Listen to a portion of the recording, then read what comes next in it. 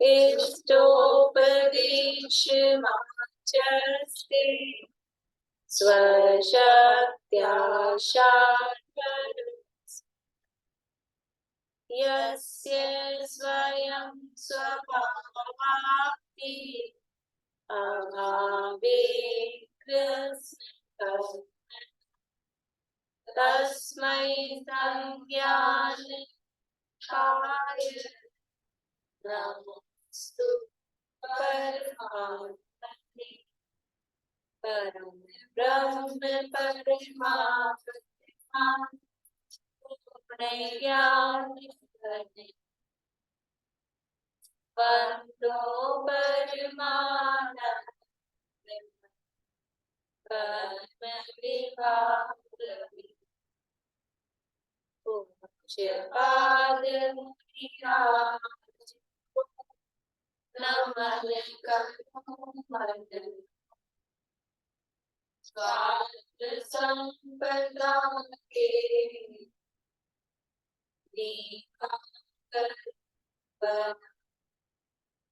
प्रगटा सहज स्वभाव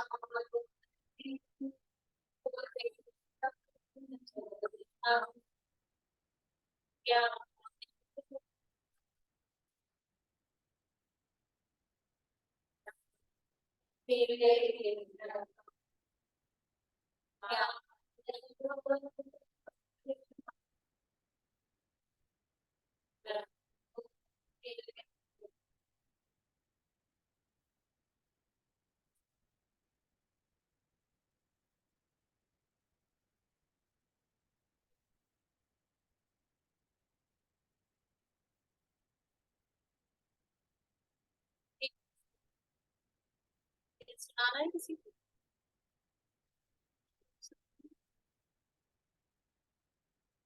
एक एक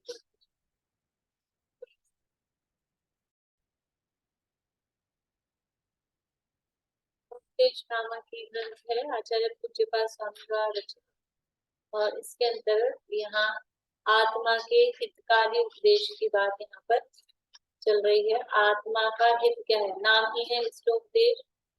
तो आत्मा का हित किसमें है? बस वही बात बता रहे हैं, डायरेक्टली वही बात बता रहे हैं, कोई दूसरी बात मैम हाँ ये पढ़ के बता दीजिए ना ये वाला श्लोक 13 नंबर का। दुरर्जयेन असुरक्षेण दुरर्जयेन असुरक्षेण नश्वरेण धनादिना। बोलिए। दुर्जेर्ना सुरक्षे दुर्जे नहीं, दुरर्जयेन दुर अर्जे एक तो रह पूरा है और एक आधा रह या के ऊपर है। हाँ ऊपर रह है वो इधर ही बोलेंगे ना आधे अक्षर से पहले। अच्छा दुरर्जयेन बोलेंगे ना, दुरर्जयेन। दुरर्जयेना अरे अर्जयेन बोलिए, अर्जयेन। अर्जय अर्जन अर्जन बोलता है, अर्जन। अर्जयेन अर्जय दुरर्जयेन। दुरर्जय बोलिए 5 बार बोलिए। दुरर्जय दुरर्जय दुरर्जयेन दुरर्जयेन दुरर्जयेन दुर्जयेन सुरक्षेण नश्वरेण धनादिना स्वस्थं मन्यो जना कोऽपि ज्वरवानिव सर्पिषा। ठीक है, थैंक यू। तो यहाँ आत्मा के लिए हितकारी इष्ट उपदेश, हमारे को क्या इष्ट है, क्या चाहिए, डायरेक्ट सीधी वो बात बता रहे हैं। तो सबसे पहले क्या चाहिए कि सबसे पहले विरक्ति चाहिए। बिना वैराग्य के, आज मैंने एक वाक्य पढ़ा था पूजन में था कि बिना वैराग्य के वो भेद ज्ञान भी काम नहीं करता है, होता ही नहीं। थोड़ा अंदर विरक्ति का भाव आएगा तो भेद ज्ञान होगा। तो वैराग्य थोड़ा विरक्ति का भाव चाहिए। पूरा घर छोड़ छाड़ के मुनि बन जाए वो नहीं, लेकिन अंदर से उसके प्रति मतलब उसमें एक आसक्ति, जो संसार शरीर भोगों में आसक्ति, या उसी में जो सुख लग रहा है वहां से छूटने का भाव। संसार में दुख लगे, शरीर का क्या स्वरूप है, उसकी अशुचिता और उसकी नश्वरता वो ख्याल में रहे, और भोगों का क्या स्वरूप है, भोग कैसे हैं, भोग है, भोग बुरे भवरोग बढ़ावे बैरी है जो टीके, वो तो है ही, लेकिन ये भोग भोग भी सब नश्वर है, क्षणिक है, सुख है नहीं इनमें, सुख नहीं है, और टिकते कितनी देर है, कितने समय रहते हैं ये भोग। तो ये ऐसा विचार करके उनके प्रति उदासीनता का भाव, संसार से भय लगे कि यदि अपने को नहीं जाना पहचाना, आत्मा का अनुभव नहीं किया, मैं क्या कौन हूँ इस बात का निर्णय नहीं किया, तो फिर ये संसार में परिभ्रमण कब से चल रहा है और फिर कब तक चलेगा, कि हमारा तो नहीं चलेगा, लेकिन नहीं किया तो फिर नहीं किया तो चलता रहेगा। तो ऐसा संसार से भय लगे, डरे संसार से, संसार के दुखों से डर। जिसको दुख से डर नहीं लगता वो क्यों छूटेगा, वो मजा ही आ रहा है। जिसको ये लग ही नहीं रहा, कोई बच्चा ऐसा हो कि सारे दिन मोबाइल में लगा रहता हो, स्कूल जाने का काम नहीं, पढ़ाई लिखाई का काम नहीं, और इसी में मजा आ रहा है, तो उसको डर ही नहीं लग रहा है कि मेरी जिंदगी में क्या होने वाला है, मेरा जीवन कैसा हो जाएगा, उसको डर ही नहीं लग रहा, तो क्यों छोड़ेगा मोबाइल, क्यों जाएगा स्कूल, यही मजा आ रहा है। तो जिसको यही मजा आ रहा है वो क्यों करेगा स्वाध्याय, क्यों आएगा इस स्कूल में, और क्यों छोड़ेगा वो विषय, वो भी मोबाइल को, वही मजा आ रहा है। तो फिर उसका फल क्या होता है, फल क्या होगा कि सर दुख पाएगा, जीवन जितना है उसमें दुख पाएगा। तो यहाँ पर भी अब जीव का जीवन कितना है, जीव का जीवन तो अनंत है ना आगे भविष्य में, तो फिर अनंत काल तक, फिर काल अनंत अरे दुख का घन छाएगा। यदि ये अवसर चूका तो कब मिलेगा अवसर पता नहीं, कितना कितने अनगिनती जन्मों में, अनगिनती कल्पों में, तब जाके तो ये अवसर मिला है। और एक बार चले गए एक इंद्रिय आदि में तो बहुत मुश्किल है, निकलना बड़ा मुश्किल है। तो यहाँ पर सीधा उनसे विरक्ति उत्पन्न कराई, संसार से, शरीर से, भोगों से, धन आदि से, वो सब उसके अंतर्गत भोगों के अंतर्गत है, वहां से विरक्ति कराई, और फिर कहा आत्मा ही ध्याने योग्य है। तो थोड़ा लाइन पे आ गया शिष्य कि हाँ आत्मा ही ध्याने योग्य है, तो आत्मा का स्वरूप बताया। क्या है आत्मा का स्वरूप, बोलिए। प्रमाण है, विनाशी है, अत्यंत सौख्यवान है, और लोकालोक को विलोकने वाला है, या लोकालोक को जी, हाँ लोकालोक का ज्ञाता दृष्टा है। बोलिए से जय जिनेंद्र यूट्यूब में। आत्मा का स्वरूप जानना देखना है, त्रिकाली है, बस ये दो ही आता है। बढ़िया, विकाली है यानी अविनाशी है, एक ही हो गया, ज्ञाता दृष्टा है वो लोकालोक विलोकने, बाकी आप पूरे कर दीजिए।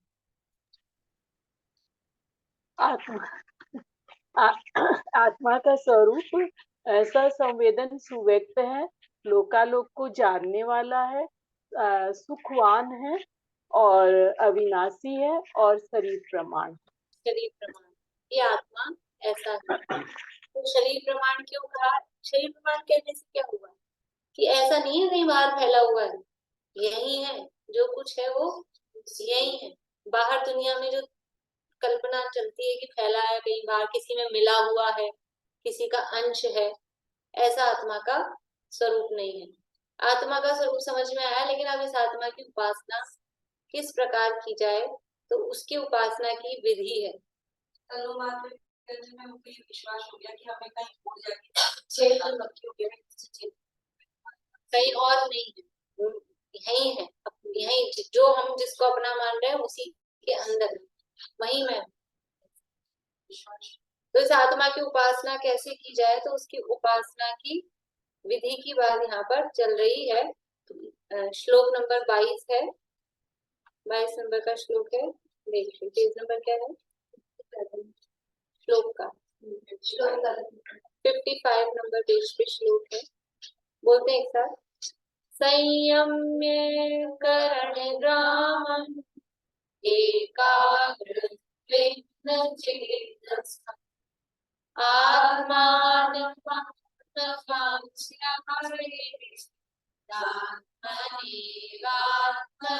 स्थितः कर्मणि एकाग्रता इंद्रिय विषय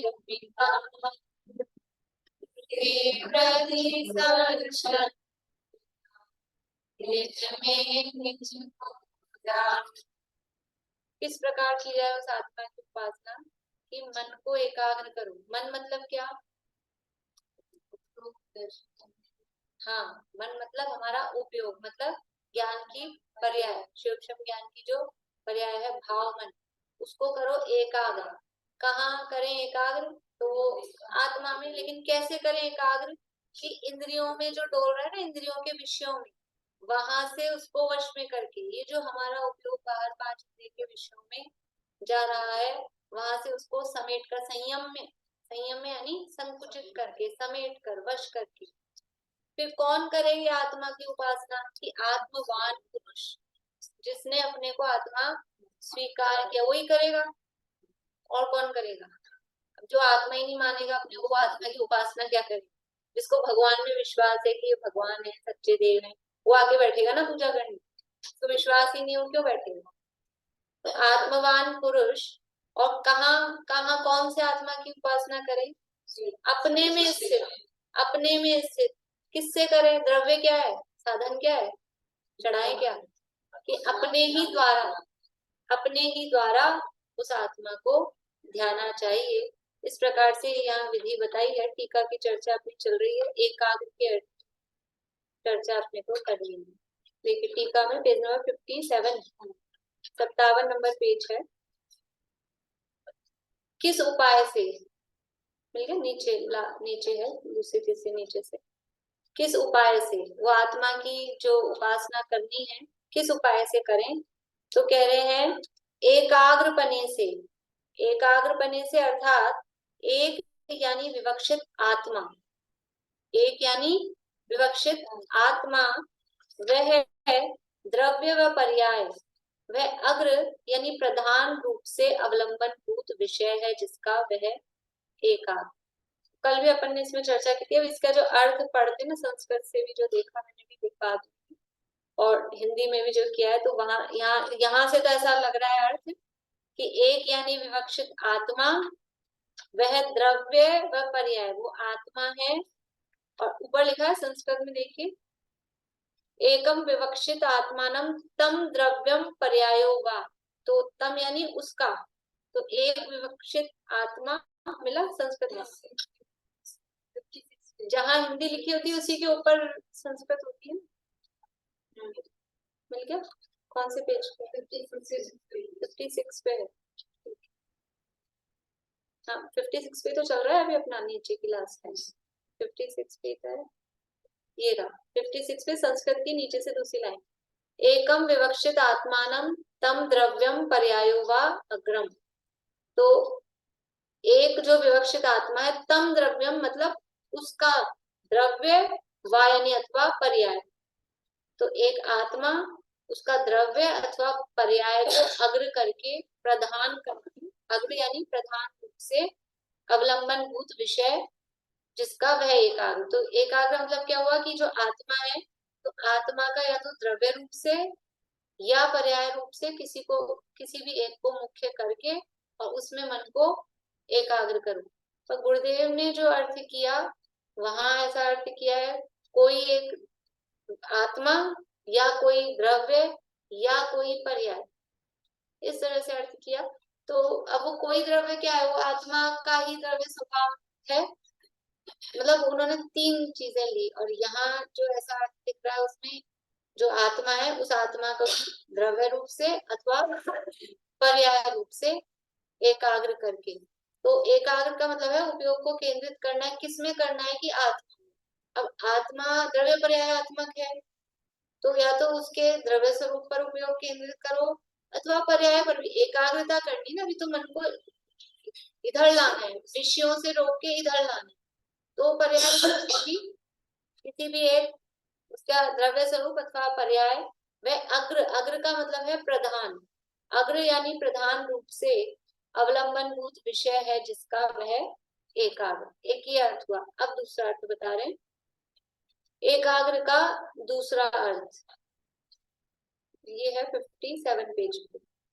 एकाग्र का दूसरा अर्थ एक अर्थात, अब देखो एक का क्या अर्थ कर रहे हैं, पूर्वापर पर्यायों में अनुस्यूत रूप से, अनुस्यूत, सूत बोलते हैं धागा, धागा को बोलते हैं सूत, और अनुस्यूत यानी एक धागा जिसमें प्रवाहित है, की धागा जिसमें अनु यानी पीछे पीछे चल रहा है, जैसे माला होती है तो माला वो सारा जो ये माला भी है नहीं ऐसे वाले मोतियों की, ये आजकल वैसे मोतियों की चल गई है, एक्चुअली जो जाप वाली माला होती है वो धागे की, तो वो धागा ही अनुस्यूत रूप से चलता है, धागा ही मोती है, धागा ही उसका मतलब जो कंटेंट के लिए जो धागा है, धागा ही धागा है, धागा ही वो धागा ही अनुस्यूत रूप से, अनुस्यूत समझ में आ रहा है, अविच्छिन्न रूप से लगातार वो पूर्वापर पर्यायों में अनुस्यूत रूप से अविच्छिन्न रूप से प्रवर्तमान, वो वर्त रहा है उसमें,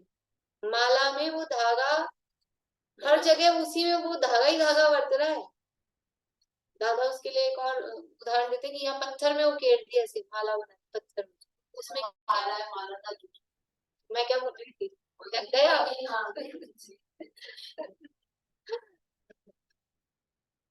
ये क्या बोल रही थी मैं, पत्थर में माला बना दी, तो उसमें क्या अनुस्यूत रूप से उसमें धागा है, होती है, पत्थर ही होती है, पत्थर ही अनुस्यूत रूप से क्या प्रवाहित हो रहा है उसमें, पत्थर। हाँ मतलब जो धागा हम अगर देख रहे हैं तो वो द्रव्य है, और हम उसका मोती बना एक एक मणिया देख रहे हैं जाप देते समय, तो वो उसकी पर्याय है। तो एक अर्थात पूर्वापर, पूर्व और अपर मतलब आगे पीछे, पूर्व यानी पहले, अपर यानी अपर मतलब उसके अपोजिट, तो बाद वाली, तो आगे पीछे की पर्यायों में अनुस्यूत रूप से अविच्छिन्न रूप से प्रवर्तमान अग्र अर्थात आत्मा जिसका वह एकाग्र, यानी अब यहाँ अग्र का अर्थ क्या कर रहे हैं, अग्र मतलब आत्मा, वहां अग्र का अर्थ क्या था, मुख्य। यहाँ कह रहे हैं कि जो एक अग्र, एक का मतलब है जो हर पर्याय में जो एक चला आ रहा है, जैसे कि अभी अपन उदाहरण में देखें कि ऐसा अपन बोलते जो निगोद में सोई मुझ में सोई मोक्ष में जा, इन सब में क्या कौन है एक, वो एक मैं, जो निगोद में था वो भी मैं, जो अभी मनुष्य में हूँ वो भी मैं, और जो मोक्ष में होऊंगा वो भी मैं, जो भील में था, जो मारीची में था, जो शेर में था, जो महावीर में था, वो क्या है, वो एक अनुस्यूत रूप से पूर्वापर पर्यायों में, और अभी सिद्ध में वर्तमान की सिद्ध पर्याय, भूतकाल की ये सब मारीची शेर और ये सारी पर्याय, इनमें कौन है अनुस्यूत रूप से, वो एक आत्मा, वो एक अनुस्यूत रूप से। एक अर्थात पूर्वापर पर्यायों में अनुस्यूत रूप से अविच्छिन्न रूप से प्रवर्तमान, वर्तमान समझना था, वर्तना, वर्तमान को वर्तमान क्यों कहते हैं, वर्तना मतलब ये चल रहा है, वर्त रहा है, तो बोलते हैं अभी क्या, अभी भगवान महावीर का शासन वर्त रहा है, तो ये वर्तना प्रवर्तमान विशेष रूप से वो उसमें प्रवाहित है, वो चल रहा है, वो धागा ही सब में बराबर चल रहा है। पूर्वापर पर्यायों में अनुस्यूत रूप से अविच्छिन्न रूप से प्रवर्तमान अग्र अर्थात आत्मा जिसका, जिसका आत्मा उसमें ही चल रहा है, सब पर्यायों में एक वही चल रहा है, वही है, वही उसमें बह रहा है, वह एकाग्र उसके भाव से यानी एकाग्रता से, तो एकाग्रता यहाँ एकाग्रता का भाव मतलब एकाग्र शब्द का अर्थ एकाग्रता से लिया है कि उसमें एकाग्रता करना, किसमें, कि जो सब पर्यायों में जो चल रहा है वो एक आत्मा द्रव्य, उस तो यहाँ पर्यायों को नहीं देख रहे, उस पर्यायों में चलने वाला वर्तने वाला उसमें जो प्रवाहित हो रहा है वो कौन है, वो एक द्रव्य, उसको उसकी एकाग्रता से, तो एकाग्र कहाँ करना है? तो एकाग्र में एक तो क्या, या तो पहला अर्थ तो क्या किया कि आत्मा में उपयोग एकाग्र करे, उसका द्रव्य रूप से अथवा पर्याय रूप से। और दूसरा अर्थ कर रहे हैं कि वो जो सब पर्यायों में जो एक रूप से प्रवाहित है, उस ऐसे एक आत्मा में उसमें उपयोग को एकाग्र करके। किसके? चित्त के। ये कह रहे हैं कि जो एकाग्र पने से कहा था ना, पीछे देखिएगा जहां से बात शुरू हुई थी, किस उपाय से। कौन सा 56 पेज है ना, 56 पेज के नीचे लास्ट लाइन, किस उपाय से। तो जवाब दिया एकाग्र पने से। अभी यहाँ से आगे आ जाओ, किसके? किसके एकाग्र पने से? वहां तो उपाय पूछा था, तो उपाय है एकाग्रता। एकाग्र पना यानी एकाग्रता, पना मतलब भाववाची ता लगा दो। तो एकाग्र पने से यानी एकाग्रता से। तो उस एकाग्रता के दो अर्थ किए, एक तो आत्मा को द्रव्य रूप से अथवा पर्याय रूप से, या फिर जो सब पर्यायों में प्रवर्तमान बह रहा है आत्मा, उसकी एकाग्रता। अब बोले एकाग्रता करनी किसकी है? किसके? यहाँ से सीधा उधर आओ, किस उपाय से? एकाग्र पने से। फिर किसके? किसके एकाग्र पने से? चित्त के। चित्त के एकाग्र पने से। एकाग्रता करनी किसमें है? तो उसका विषय है वो आत्मा, वो अनुस्यूत रूप से जो है वो तो है विषय, लेकिन एकाग्रता करनी किसको है? किसको इकट्ठा करें हम? कल अपन ने सूरज वाला उदाहरण देखा था, तो इकट्ठा किसको करना है? एकाग्रता तो किरणों की करनी है ना, लेकिन किस में एकाग्र करना है? कि वो जो लेंस, वो एक लेंस लगाया, वो समझ लो वो एक आत्मा, उसमें। लेकिन एकाग्रता करनी किसकी है? किसके एकाग्रता से? तो वो जो किरणें सारी फैल रही थी, तो ये अपना उपयोग 5 इंद्रियों में फैल रहा था विषयों में, उसको एकाग्र करना। तो किसके? अर्थात चित्त के, भाव मन के। मन के मतलब, मन का मतलब द्रव्य मन नहीं, मन का मतलब भाव मन। भाव मन यानी वो सूक्ष्म ज्ञान, वो हमारा उपयोग। उसका यह अर्थ है जहां कहीं अथवा आत्मा में ही शुद्ध ज्ञान की सहायता से मन के अवलंबन द्वारा इंद्रियों को रोककर तथा अपने आत्मा को भाकर उसमें एकाग्रता प्राप्त करके चिंता छोड़कर स्व संवेदन द्वारा ही आत्मा का अनुभव करना। मतलब क्या है? ये सारी बात हो गई कि जो खंडान में मतलब टुकड़ों टुकड़ों में जो बात करते थे ना, वो बात तो उनकी पूरी हो गई। कैसे बात की थी? कि ध्याना चाहिए, फिर किसको ध्याना चाहिए? कि आत्मवान पुरुष को। फिर फिर यहाँ लिया किसके द्वारा ध्याना चाहिए? कि आत्मा द्वारा ही, और कोई दूसरा साधन नहीं है। फिर किस उपाय, क्या करके? तो रूपादि विषयों से आत्मा को वापस मोड़कर। फिर किस उपाय से? तो उपाय दिया एकाग्रपने से। फिर किसके एकाग्रपने से? ये किसके साथ ऐसे और लिख सकते हैं अपन, किसके एकाग्रपने से, तो अपने को अच्छे से समझ में आ जाएगा। तो चित्त के, तो यहाँ तक कि उनकी टीका मतलब ऐसे इस स्टाइल वाली टीका पूरी हो गई। अब यहाँ उसका बता रहे हैं, उसका अर्थ ये है, पूरी टीका का भाव क्या है कि जहां कहीं अथवा आत्मा में। देखो पहला अर्थ क्या किया है? जहां कहीं, तो वो जो अर्थ किया ना, इसलिए वो गुरुदेव ने ऐसे अर्थ किया कि आत्मा में या किसी द्रव्य में या किसी पर्याय में, ऐसा जहां कहीं अथवा आत्मा में ही। लेकिन जहां कहीं का मतलब ऐसा नहीं कि कल भी मैंने कहा था कि हम तो अपने बच्चे में एकाग्र होते हैं, हम तो अपने पति में एकाग्र होते हैं, ऐसा जहां कहीं नहीं।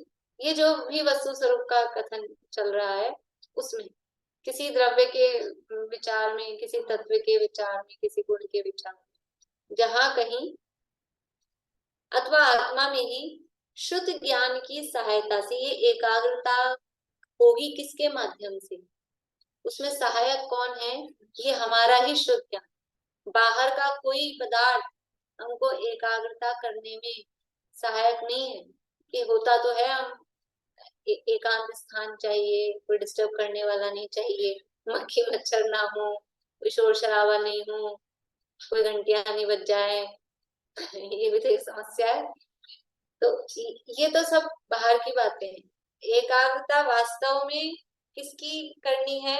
कि अपने ही शुद्ध ज्ञान की ही सहायता चाहिए, बाहरी साधन तो वो सब निमित्त बाहर में हो ही जाते हैं। आत्मा में ही शुद्ध ज्ञान की सहायता से मन के अवलंबन द्वारा इंद्रियों को रोक कर, क्या बात कह रहे हैं। कभी तो हमको लगता है कि ये मन विषयों में उलझाता है, मन का अवलंबन लेना है कि छोड़ना है। आत्मा का उपयोग आत्मा में एकाग्र करने के लिए मन का अवलंबन लेना है कि छोड़ना है। लेना है यहाँ लिखा है इसलिए बोल रहे लेना है। असली बात बता अंदर की, अंदर की क्या बात है। कहते क्या है कि इंद्रिय और मन का मन आत्मा में एकाग्रता में मन साधक होता है कि बाधक होता है। बाधक होता है। कोई कह रहे हैं बाधक है, दोनों है। यदि वो मन यदि हमको विषयों में उलझा रहा है तो वो मन बाधक है, लेकिन वो विषयों से समेटने में भी मन ही काम देगा। कह रहे मन के अवलंबन से। ये जब तक मन से ये विचार नहीं करेंगे कि ये विषय दुखदायी है, ये विषय संसार के कारण है, ये हमको सुख रूप नहीं है, ये संसार रूप ही है, ये नश्वर है, पराधीन है, क्षणिक है, ये कौन विचार करेगा।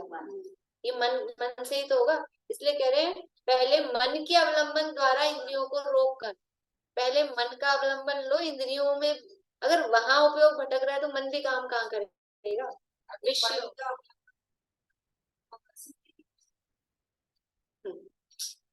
बढ़िया बात है। यदि मन की आवश्यकता ही नहीं होती तो असंगी भी कर लेते। एक पहले इसी तरह से मतलब गोष्ठी हुई थी, लेख समझ लो चला था कि आत्मानुभूति में मन साधक है कि बाधक है। तो क्या बोलते हैं, जो सम्यक दर्शन की पात्रता है उस पात्रता में ही क्या है, संगी होना चाहिए। तो इसलिए तो वो साधक है, लेकिन वो मन विषयों में भी उलझाने में कारण बन जाता। वो मन को हम इसमें नहीं लगाते हैं, मन को हम विषयों में मतलब वो मन के माध्यम से विषयों में उलझता है, तो विषयों में उलझता है इसलिए मन बाधक है। क्योंकि फिर मन की गति सबसे चंचल, मन सबसे जल्दी दौड़ता है, भागता है। तो पहले तो इस मन के माध्यम से जो विषयों में जा रहा है उपयोग, वहां से समेटो, और फिर वो मन क्या काम कर रहा है कि वस्तु स्वरूप के विचार के मन। तो कह रहे हैं जहां कहीं अथवा आत्मा में शुद्ध ज्ञान की सहायता से मन के अवलंबन द्वारा इंद्रियों को रोककर तथा अपने आत्मा को भाकर, यानी आत्मा की जो भावना है वो उसमें कौन काम देगा, ये मन के माध्यम से ही विचार होगा। इसलिए मन का अवलंबन भी चाहिए, लेकिन विषयों में उलझाने वाला नहीं, विषयों में उलझता हुआ नहीं, विषयों से समेट कर फिर वो, क्योंकि विचार कहाँ चलेंगे, तत्व विचार कर विचार तो विचार कहाँ होएगा, स्पर्श इंद्रिय में, रसना इंद्रिय में, घ्राण चक्षु किसमें होगा, मन में ही होगा ना। ये मन मतलब है भाव मन, ये अपना शुद्ध ज्ञान, ये सूक्ष्म ज्ञान।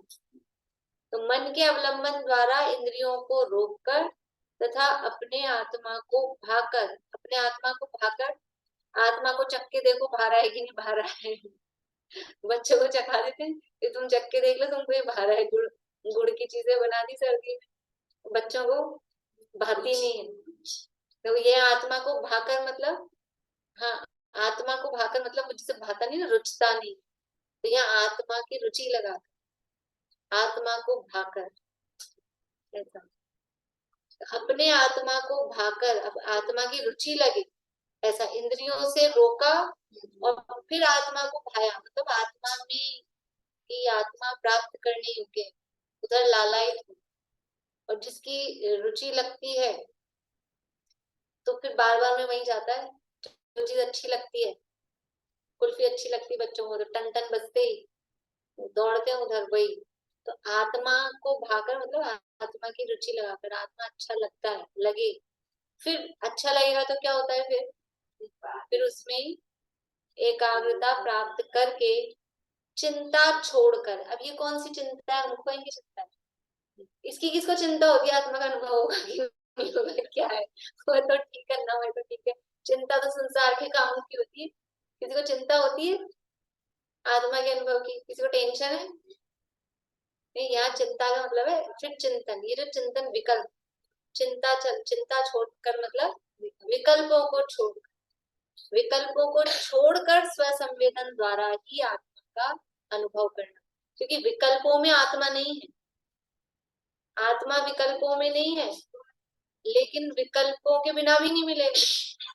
जब तक आत्मा संबंधी विकल्प नहीं चलेंगे तो पहले इंद्रियों को से उपयोग को हटाकर मन का अवलंबन लिया, तो मन के अवलंबन से क्या हुआ, विकल्प चले, वो मन के अवलंबन से विकल्प चले, फिर वो आत्मा की जो रुचि लगी, फिर उसी में एकाग्रता की, उसी में एकाग्रता हुई, तो फिर क्या हुआ, ये जो विकल्प रूपी चिंता मतलब वो चिंतन विकल्प, वो विकल्प भी छोड़कर, अब भाषा में कहते हैं छोड़कर, वो छूट जाते हैं।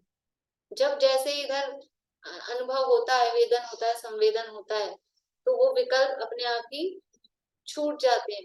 विकल्प पहले से अच्छा विकल्प छोड़ने, तो विकल्प छोड़ दिए, तो विकल्प छोड़ के क्या होगा, या अशुभ में चला जाएगा। जैसे वो उदाहरण देते ना दादा, किसी बच्चे को, वो पहली बार ट्रेन में जा रहा था अकेला, तो पिताजी ने क्या किया, बेटा बेटा ध्यान रखना, उतरने का ध्यान रखना, उतरने का ध्यान रखना, स्टेशन निकल नहीं जाए। तो उसको वही चिंता, मैं भूल नहीं जाऊं, मुझे उतरना है उतरना है, बार बार में वही विकल्प सताए। तो वो सोचा हर स्टेशन आता उतर जाऊं क्या, नहीं नहीं अभी नहीं, अभी तो अपना आया नहीं। फिर दूसरा स्टेशन आया, उतर जाऊं क्या, पिताजी ने कहा है उतरने का ध्यान रखना। फिर एक स्टेशन आया, फिर सोचा कि बाबा बहुत होगी, मैं तो परेशान हो गया, उतर ही जाता हूँ। बीच में ही उतर गया, पहुंचा ही नहीं बम्बई, और बीच में उतर गया तो क्या होगा, नहीं पहुंच पाएगा, लटक जाएगा ना रास्ते में। और अगर ये स्थिति, ये तो ट्रेन की, कहीं उतरा है सड़क पे, जब मतलब स्टेशन पे, और नाव में हो तो साहब नाव में बैठना भी जरूरी है और उतरना भी जरूरी है। तो बैठ तो गए, लेकिन बैठे रहेंगे, अगर बैठे रहोगे नाव में तो नहीं पहुंचोगे उस पार, उतरना भी पड़ेगा। तो फिर बीच समुद्र में नाव आ गई, उतरने के लिए कहा था, उतर जाए तो क्या होगा, डूबेगा। तो ये विकल्प को वो छोड़ना नहीं पड़ता, जैसे वो स्टेशन आ गया, तो अब ये मेरे को ट्रेन छोड़नी है, नाव छोड़नी है, अपने आप छूटती है, अपने स्टेशन आते ऐसे अपने आप ही उतरते हैं वहां से। ऐसे ही जैसे ही अपना गंतव्य है, अपना आत्मा का अनुभव होता है, वो विकल्प अपने आप ही स्वतः ही छूट जाते हैं। जैसे अशुभ को तो बुद्धि पूर्वक छोड़ना पड़ता है, अशुभ छूटता नहीं, अशुभ को तो शुभ के अवलंबन द्वारा बुद्धि पूर्वक छोड़ा जाता है। और शुभ को, ये जो शुभ विकल्प है, तो देखो इंद्रियां जो विषयों में उपयोग जा रहा था वो अशुभ था, वहां से तो बुद्धि पूर्वक मन के अवलंबन द्वारा संयमित किया, रोका, खींचा, ये तो बुद्धि पूर्वक किया। अब ये जो मन के अवलंबन से जो विकल्प चल रहे हैं, ये क्या होता है, ये वस्तु विचारक ध्यावते मन पावे पावे, अपने आप वो रुकता है। फिर ये शुभ है, ये शुभ अपने आप ही छूटता है, छोड़ना नहीं पड़ता। शुभ को अगर छोड़ेंगे बुद्धि पूर्वक तो निश्चित रूप से अशुभ में जाएंगे, क्योंकि शुभ है वो शुद्ध आने पर अपने आप ही छूट जाता है।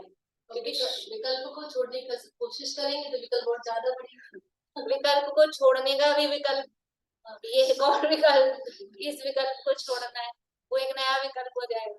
इसलिए वो विकल्प छोड़ने के, विकल्प से विकल्प नहीं छूटते, वो चिंता, इसलिए चिंता शब्द दिया है कि टेंशन ही नहीं करना है, अपने आप ही जैसे ही स्वसंवेदन द्वारा वो आत्मा होता है, वो चिंता अपने आप ही, विकल्प अपने आप ही छूट जाते हैं। लेकिन कहने की भाषा में ऐसे कहते हैं कि चिंता छोड़कर स्वसंवेदन द्वारा ही आत्मा का अनुभव करना। जो पिछले श्लोक में कहा था कि वो स्वसंवेदन गम्य है, स्वसंवेदन सुव्यक्त, स्वसंवेदन से व्यक्त है, तो उसका उपासना कैसे करना, कि उसका उपासना, उसका ध्यान स्वसंवेदन द्वारा ही उसका अनुभव करना। आत्मा की उपासना कैसे करना, स्वसंवेदन द्वारा, वही पूजा है, वही उसको नमस्कार, द्रव्य भाव स्तुति से प्रभु वंदन तुम्हें अनंत। तो कैसे करें, अपने शुद्धात्मा को नमस्कार कैसे करें, भगवान को तो ऐसे करते हैं, तो ये ऐसे कैसे करें, वंदन कैसे करें कि अपने उपयोग भगवान की तरफ ऐसे झुक रहे हैं ना, ये नमस्कार हो रहा है ना, तो ये किधर झुकाना है, ये गर्दन वर्दन नहीं झुकानी है, अपने उपयोग की परिणति, अपना जो वर्तमान के ज्ञान की पर्याय है, ये बाहर झुक रही है, उसको अपने में लगाना, इसका नाम है भाव नमस्कार। ये है नमस्कार। और कैसे किया जाएगा नमस्कार? कि वो कोई हाथ बात, कल परसों कहा था ना मैंने, आत्मा के हाथ क्या है? क्या है आत्मा के हाथ? दो हाथ कौन से हैं आत्मा के? ये है क्या? ज्ञान दर्शन, ये आत्मा के हाथ है, तो जोड़ना है, उनको एकाग्र कर दिया। उपयोग, ज्ञान दर्शन जुड़ के उपयोग बनता है ना, इनको जोड़ा ज्ञान दर्शन को, और फिर क्या करना है? फिर झुकाना है, हाथ को झुकाना है ना, नमस्कार करने के लिए। अरे उपासना करने की, कैसे उपासना करेंगे? हाथ जोड़ के नमस्कार तो करेंगे ना। तो ज्ञान दर्शन उपयोग को एकाग्र किया, जोड़ा मतलब एकाग्र किया। कहाँ झुकाया? अपने में ही झुकाया। ये हो गई आत्मा की उपासना। और कुछ नहीं करना है, बाहर से कोई सामग्री, चावल, बादाम, लौंग, कोई बाहर की सामग्री, कोई थाली और कुछ घंटा घंटी, कुछ नहीं चाहिए, कुछ नहीं चाहिए। अपने उपयोग यही अपने हाथ हैं, यही अपने पांव हैं, यही अपना चेहरा। आत्मा का चेहरा कौन सा है? चेहरा क्या है अपना? ज्ञान दर्शन ही चेहरा है, यही आत्मा का चेहरा। जो कुछ है वो यही, वो दर्पण नहीं, या तो चेहरा बोल रहे हैं। तो दर्पण भी ज्ञान है और चेहरा भी ज्ञान है, वही है, वही दर्पण है और वही ज्ञान चेहरा है। जो कोई भी अंग है ना, वो सब ज्ञान ही, ज्ञान मात्र में, ज्ञान मात्र इस शब्द में है अनंत गुण व्याप्त, पूरा आत्मा उसमें शामिल होता है। तो जहां कहीं अथवा आत्मा में ही शुद्ध ज्ञान की सहायता से मन के अवलंबन द्वारा इंद्रियों को रोककर, इंद्रियों को रोककर, कैसे रोकें? बंद कर देते हैं। यहाँ ढक्कन, ढक्कन लगा के रखते हैं आजकल सब, किसी से बात करो तो सुनाई नहीं देता कि ढक्कन लगे होते हैं कान में। कान में ढक्कन लगे हैं। ऐसे वाले ढक्कन नहीं लगाने, और ऐसे ढक्कन लगा लगा के रुकता नहीं है। आंखें बंद कर ली। सूरदास ने क्या किया? कि साहब ये आंखों ने पाप किया, गलत कुछ दृश्य देख लिया और उससे विकार उत्पन्न हो गया, तो आंखों ने पाप किया। तो क्या किया? आंखें फोड़ ली, हमेशा के लिए बंद कर ली, तो रुक गया ना। फिर वो विकार तो नहीं उत्पन्न हुआ कि जितने जितने उन्होंने पद्य लिखे वो सारे ऐसे श्रृंगार रस के, वो तो अंदर तो वही दिखता रहा जो बंद करते समय लास्ट सीन था, वही छप गया जैसे।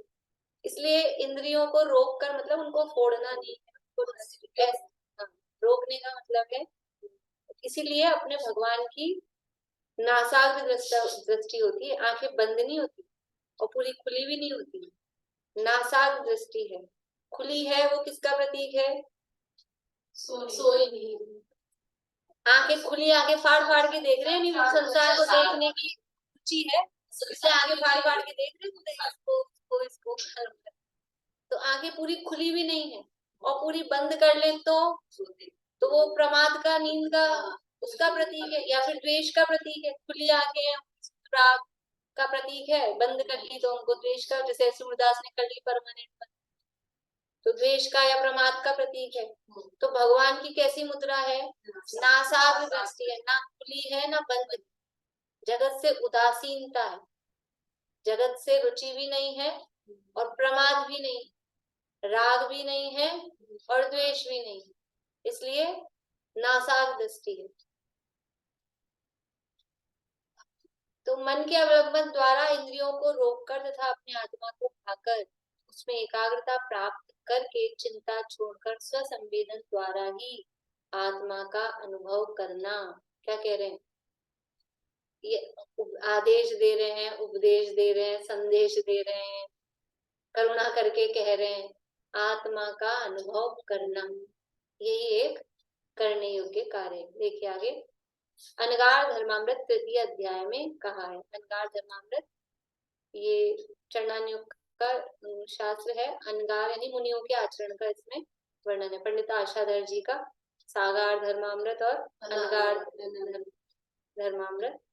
तो सागार धर्मामृत में श्रावकों के आचरण का शावकाचार है, और ये अनागार है, ये मुनिराजों के आचरण का वर्णन है। इसके तीसरे अध्याय में कहा है, श्लोक दिया है, ऊपर पढ़ते हैं संस्कृत में। गय्यम तम सुयणाना पच्छा संवेयणेन भावेच्चा जोणौ सुयमवलम्बै सोच्चै अपसभाव। क्या कहते हैं? उसको, यानी आत्मा, तम देखो तम दिया है ना यहाँ पे भी, तम का अर्थ है उसको। वहाँ कल अभी यहाँ भी पढ़वाया था ना संस्कृत में, विवक्षित आत्मानं तम द्रव्यम, तो तम का अर्थ उसको, ऐसे अर्थ उसका होता है। तो तम यानी उसको, किसको, कि आत्मा को। सुयणाना श्रुत ज्ञान, सुयणाना यानी श्रुत ज्ञान द्वारा, पच्छा गह्यम, पहले गह्यम में ग्रहण करके, ग्रहण करके मतलब कैसे ग्रहण करें, ग्रहण करना, ज्ञान में ग्रहण करना मतलब जानना। तो उसको यानी आत्मा को शुद्ध ज्ञान द्वारा ग्रहण करके यानी जानकर, स्वसंवेदन, संवेयणेन यानी स्वसंवेदन द्वारा उसका अनुभव करना, पच्छा यानी पश्चात, बाद में। उस आत्मा को शुद्ध ज्ञान द्वारा ग्रहण करके जानकर, स्वसंवेदन, संवेदन यानी स्वसंवेदन द्वारा अनुभव करना। और जो न सूयम अवलंबई, जो श्रुत ज्ञान का अवलंबन नहीं लेता, जो नहीं लेता है स्वयं श्रुत ज्ञान का अवलंबन, तो क्या है, सो वह मुझई अपसद्भावो, वह मूर्छित हो जाता है, मुझई यानी गड़बड़ा जाता है, अपसद्भावो आत्म स्वभाव के विषय में गड़बड़ा जाता है। यदि शुद्ध ज्ञान का अवलंबन नहीं लिया, अपने ज्ञान का अवलंबन नहीं लिया और बस वैसे ही आत्मा का अनुभव करने बैठे, जाने नहीं, ज्ञान का अवलंबन नहीं लिया का मतलब है कि आत्मा का स्वरूप तो जाने नहीं, और हमें तो ध्यान करना है। दादा कहते हैं ना, ज्ञान तो करना नहीं है, सीधा योगा करना है, ध्यान। तो वो क्या होगा कि जब तक आपके पास सब्जेक्ट ही नहीं होगा, किसका ध्यान करना है, कैसे ध्यान करना है, करोगे कैसे? किसी कंवारी लड़की को कहो तो अपने पति का ध्यान कर, अभी बात भी पक्की नहीं, बात चल भी नहीं रही, कुछ भी नहीं, और पुराने जमाने की सीधी सज्जन सात्विक है कहीं के कोई चक्कर भी नहीं चल रहा है, और फिर उससे कहो कि अपने पति का ध्यान कर, कि तुम बताओ तो कि कौन है, तब तो ध्यान करे, विषय तो दो। तो ज्ञान ही नहीं होगा, ज्ञान के बिना ध्यान कैसे करेगा? हाँ? पहले सगाई भी हो जाती थी तो लड़के ही देखते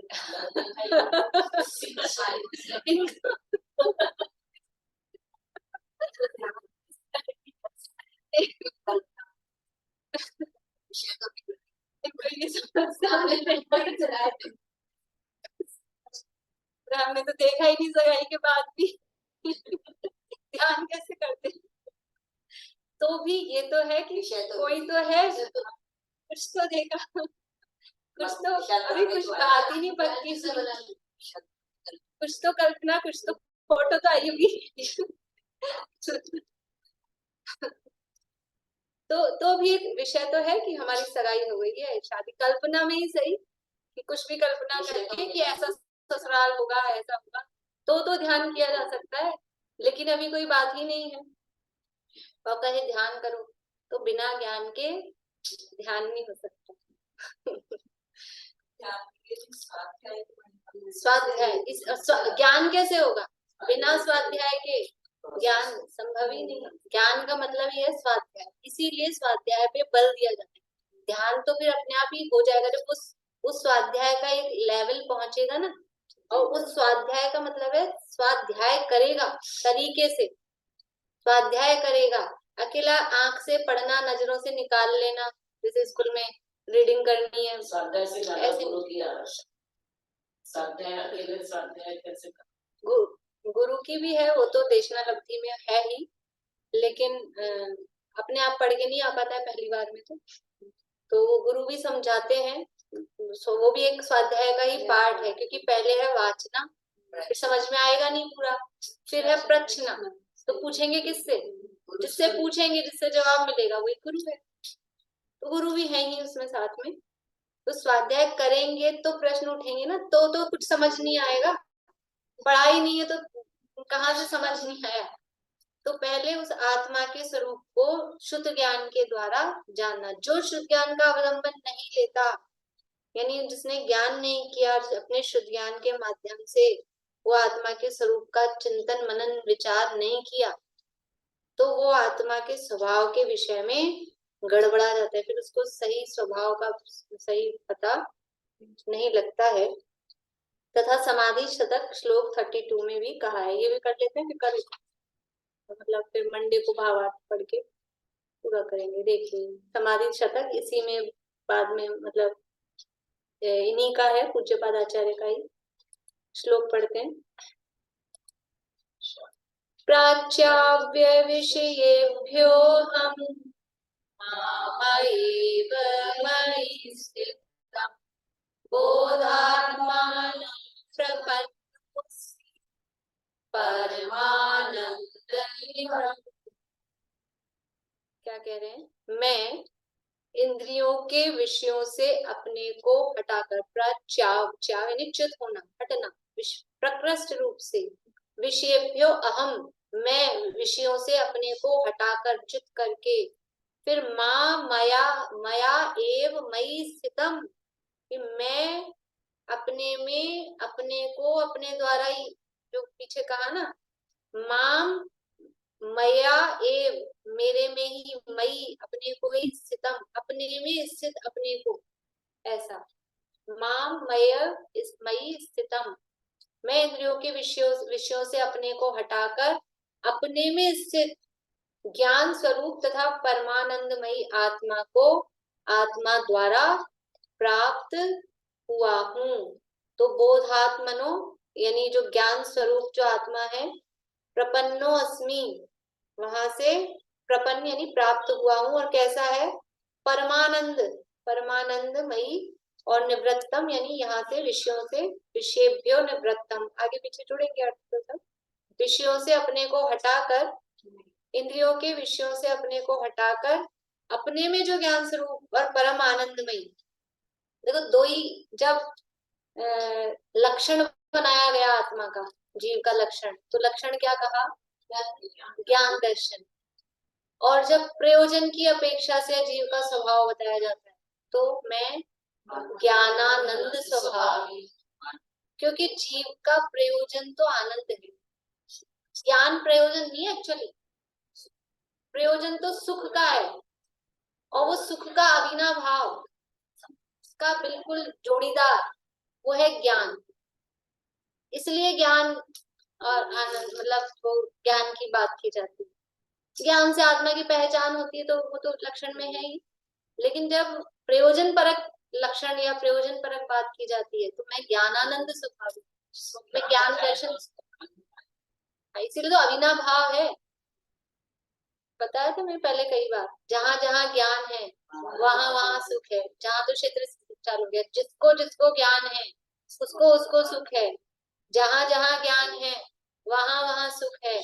जब जब ज्ञान है तब तब सुख है, और जितना जितना ज्ञान है उतना उतना सुख है। द्रव्य क्षेत्र काल भाव, ज्ञान और सुख का ऐसा अविना भाव, मतलब इसके बिना वो नहीं, उसके बिना ये नहीं, ये अविना भाव, दोनों जोड़ीदार हैं, पक्के पक्के फ्रेंड हैं बड़ी। इसलिए वो ज्ञान की बात की जाती है। प्रयोजन तो हमारा सुख का है, हमको सुख जहां से मिले, लेकिन वो सुख ज्ञान के साथ ही आता है, ज्ञान के साथ ही आता है। इसलिए यहाँ पे ज्ञान स्वरूप तथा परम आनंदमयी, पीछे भी अत्यंत सौख्यवान आत्मा लोकालोक लोक, वो दो विशेषण दिए। यहाँ पे भी कह रहे हैं ज्ञान स्वरूप तथा परम आनंदमयी आत्मा को आत्मा द्वारा प्राप्त हुआ हूँ।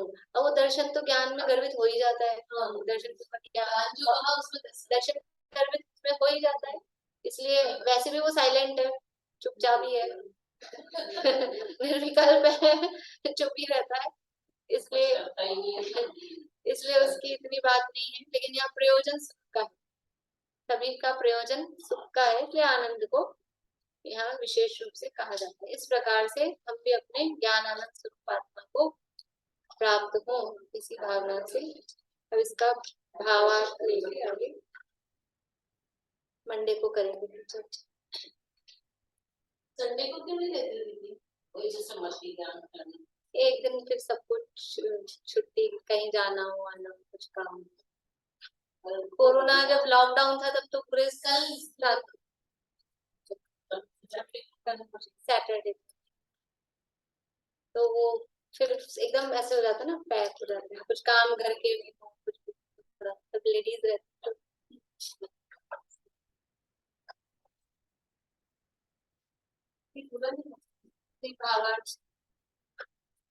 किसी से कुछ नहीं लेना, किसी कुछ नहीं लेना, अब मुझे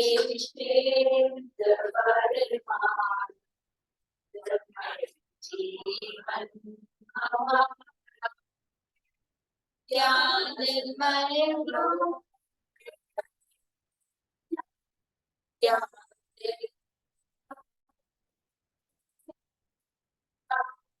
परम निर्दो, ज्ञान जीवन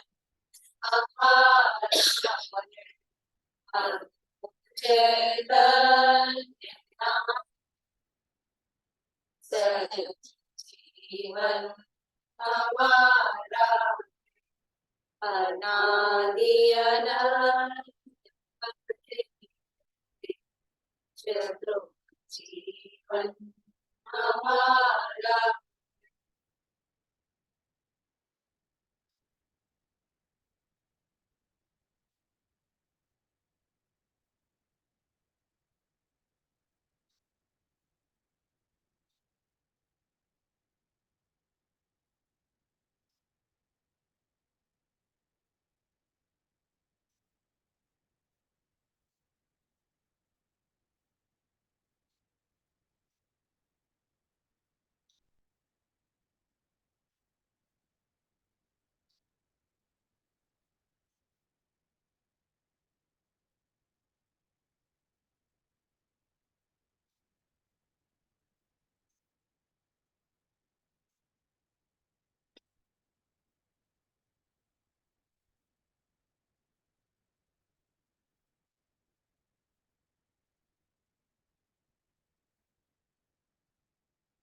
जरूर आशा